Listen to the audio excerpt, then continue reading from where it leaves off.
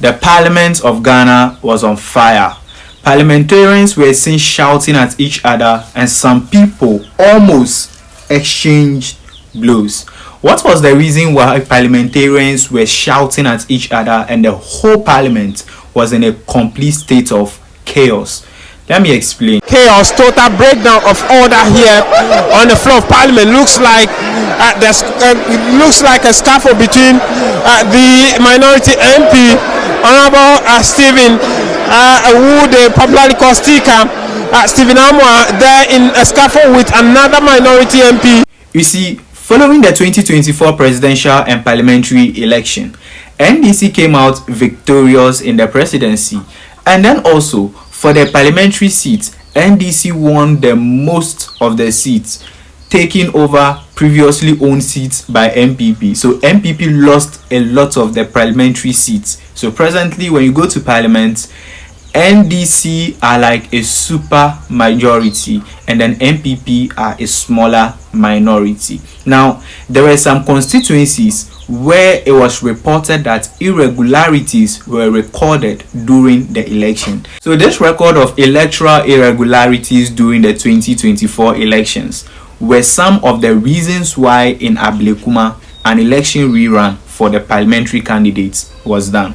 Now, the real reason why Parliament is currently on fire with a lot of MPs holding each other's neck and trying to strangle each other is that in the northern part of Ghana, at a constituency known as Kpandia, irregularities were reported by the NDC, stating that during the election some irregularities were reported.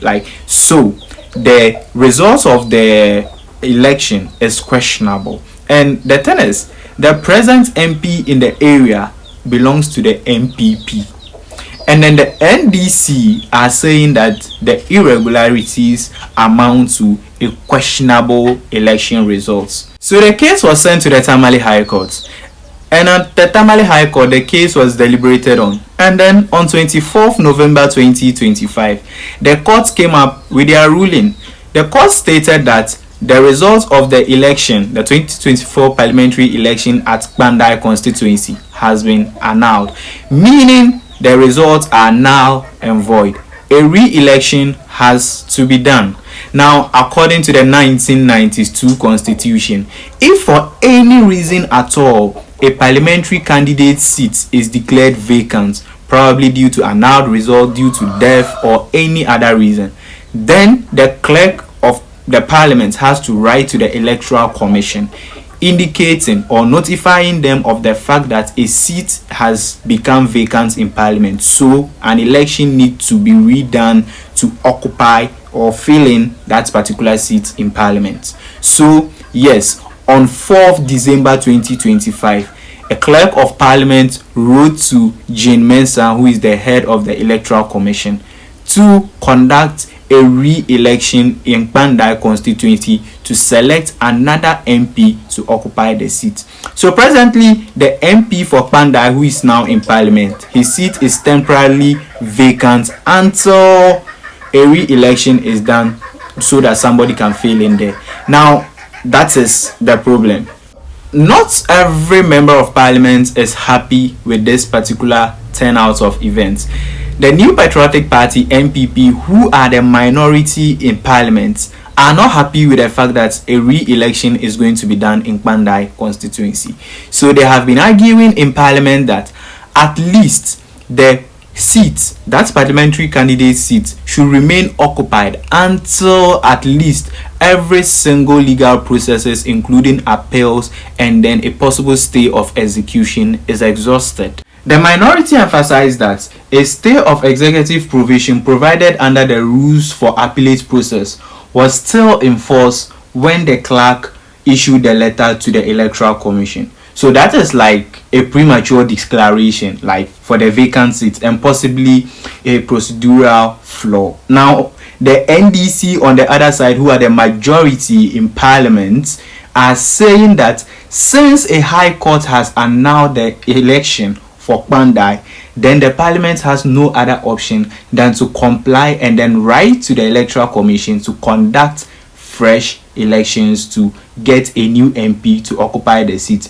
because continuing with that particular MP means undermining electoral justice and also like making presentation in the parliament questionable. So the inability of the majority and minority parliamentarians in the Parliament of Ghana to come to an agreement concerning the election or the parliamentary seat of Kpandia constituency brewed some tension in Parliament yesterday, and the minority, you can see in the video, physically blocked parliamentary proceedings yesterday. It went to an extent that there was like a bit of a scuffle between the majority parliamentarians and minority parliamentarians. One MP, who is MP for Inshayeso, the MP for Inshayeso, the man who was previously accused of impregnating another parliamentary candidate's wife. I've forgotten his name. That particular guy who had issue with Ralph, the fellow Ghanaians, this particular man, almost had a blow to blow with another parliamentarians because the tension was so high. The minority in parliament all appeared in the parliament yesterday in black outfits, and then during parliamentary proceedings, these people got up, they were banging on the tables, they were chanting, and they were making every single effort, doing everything possible to interrupt parliamentary proceedings yesterday. Honorable members, at the beginning, the Speaker of Parliament back then didn't like, he just ignored whatever they were doing and was still trying to make sure that things come back to order and then everything in the parliamentary proceedings continue. However, he was forced to adjourn the parliament yesterday. Like, he was forced to close down everything for everybody to leave. Happen in the parliamentary democracy, and it is something that is very shameful to the majority side, that you need to pass your motions, you need to pass your budget, that we have security personnel who are in the chamber guiding and safeguarding the speaker before such things. So in all this matter, what does it mean? What are the implications of this issue for the nation, for parliament, and for the people of Kpandia constituency? Well, let's start with Kpandia constituency. Now, for the people of Kpandia constituency, I'm sorry, but since the High Court has annulled the 2024 parliamentary election in Kpandia constituency, it means that presently Kpandia constituency has no parliamentary representative in the Parliament of Ghana. So Kpandia presently has no MP. They don't have a representative in the Parliament of Ghana until a re-election is done to select another MP. Probably if he wins or another person wins, they go back to Parliament and represent Kpandia.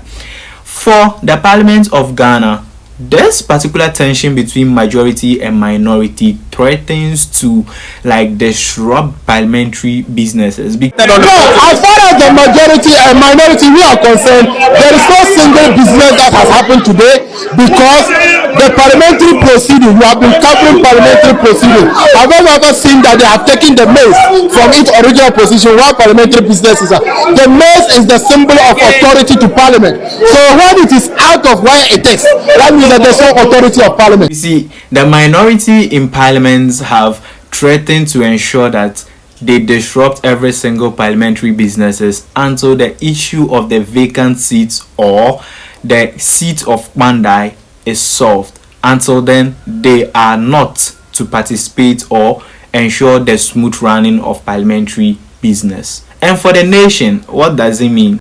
And to the democracy and integrity of our beloved nation Ghana, this particular issue we have at hand has shown us the power of the courts to check flawed elections and also the constitutional processes involved in correcting electoral irregularities at any point in time. However, it is also raising issue about the timing of everything that is occurring. So at this point, what should we be looking out for? The thing is, at this point, we are looking up to the Electoral Commission conducting a fresh election or by-election in Kpandia constituency to select an MP, a representative for the people of Kpandia in Parliament. And the thing is, if the minority in Parliament still insist and then pursue some legal actions, including either appealing or obtaining a stay of execution, then this particular thing could stall or prolong the period for which this election would be conducted. And as long as this thing is being dragged, the seat, the representative for Kpandia keep being vacant in parliament. This particular thing would have been a very big issue in the previous parliament, the parliament that just ended before this one, because you see that in that parliament the minority and majority were just close, the balance was just a little different. However, in this particular present parliament, the majority and the minority has a very big between them. So at this point, whether MPP wins the seat or NDC win, it doesn't really make a big of a difference, because if MPP wins the seat, well, NDC still remains their super majority. If MPP wins the seat, they still remain their super minority. Anyways, this is it. So presently the democracy of the country is in the balance, because the fact is that democracy doesn't just rest on the shoulders of votes or election.